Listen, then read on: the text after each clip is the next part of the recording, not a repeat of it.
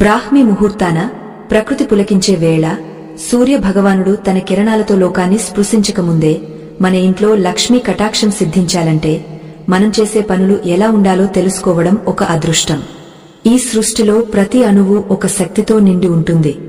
ఆ శక్తిని మన వైపుకు తిప్పుకోవాలంటే మన దినచర్యలో కొన్ని మార్పులు తప్పనిసరి. ఎవరికైతే ఈ రహస్యాలను తెలుసుకోవాలనే జిజ్ఞాస, వినే ఓపిక లేదో వారు ఇప్పుడే ఈ ప్రయాణాన్ని ఆపేయవచ్చు. ఎందుకంటే సంపద అనేది కేవలం కష్టపడితే వచ్చేది కాదు. అది సంస్కారంతో, క్రమశిక్షణతో కూడిన సాధన వల్ల లభిస్తుంది. నిలకడ లేని మనసు, అశాంతితో కూడిన ఆలోచనలు ఉన్నవారు ఈ అమూల్యమైన విషయాలను గ్రహించలేరు. చాలామంది అడుగుతుంటారు, మేము ఎంతో కష్టపడుతున్నాం, అయినా ధనం నిలవడం లేదు, ఇంట్లో ఎప్పుడూ ఏదో ఒక గొడవ జరుగుతూనే ఉంటుంది అని. దానికి కారణం మనం ఉదయాన్నే నిద్రలేచినప్పుడు చేసే పనుల్లో ఉండే లోపమే. సూర్యోదయానికి ముందే మన జీవితంలో ఒక వెలుగును నింపుకోవాలి. ఆ వెలుగు మన అరచేతుల్లోనే ఉంది, మన గుమ్మం ముందే ఉంది, మన మనసులోనే ఉంది. మన పురాణాలు, ఇతిహాసాలు చెబుతున్న సత్యాలను మనం విస్మరించడం వల్లే నేడు ఇన్ని కష్టాలు పడుతున్నాం. ఈ రోజు మనం తెలుసుకోబోయే 3 పనులు మీ జీవితాన్ని ఒక కొత్త మలుపు తిప్పుతాయి అనడంలో ఎటువంటి సందేహం లేదు.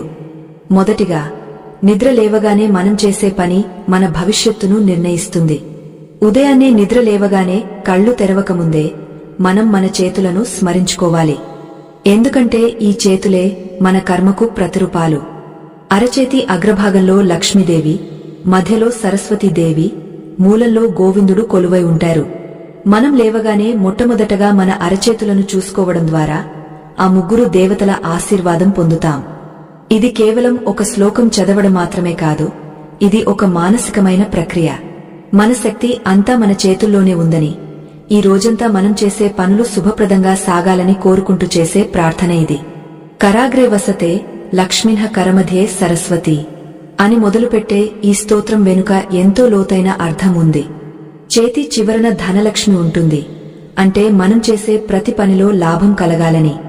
మధ్యలో విద్యను ప్రసాదించే సరస్వతి ఉంటుంది, అంటే మనకు మంచి వివేకముండాలని. చివరన పరమాత్మ ఉంటాడు, అంటే మనం చేసే ప్రతి పని అతనికి అంకితం కావాలని. ఈ భావనతో ఎవరైతే రోజును ప్రారంభిస్తారో వారిలో ఆ రోజంతా ఒక తెలియని ఉత్సాహం, ధైర్యం నెలకొంటాయి. అలసత్వం అనేది దరిచేరదు. సోమరితనం అనేది మనిషికి అతి పెద్ద శత్రువు. ఈ శత్రువును జయించినప్పుడే లక్ష్మీదేవి మన ఇంట అడుగుపెడుతుంది. రెండవ అతి ముఖ్యమైన పని మన ఇంటి గుమ్మం శుభ్రం చేయడం. పూర్వ